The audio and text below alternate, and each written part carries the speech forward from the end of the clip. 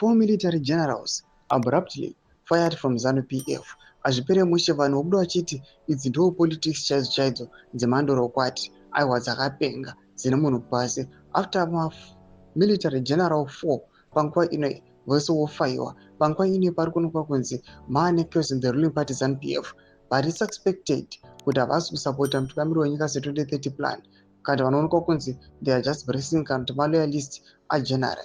Panguva inoi varongodzisori zvenyu. Sadabina mashuko buda nyuko panguva inoi tolva subscribe or like out of the bell like kuti muna bzimba buda nyuko mchinzi.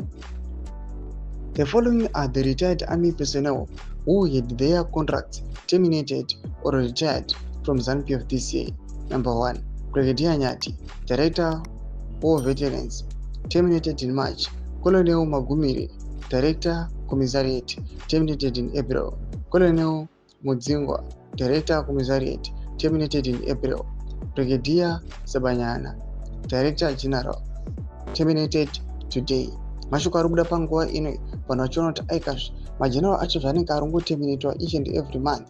Panguva inoi tiona kuti this year 2025 takutokaunda kuti pane 4 mageneral anoonekwa kunzi their contracts they've been terminated or they've been retired.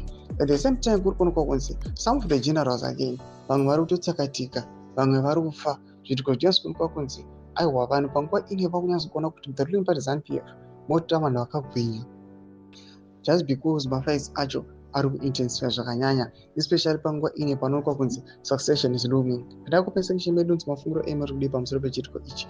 So wana subscribe or like chiri on the bell icon.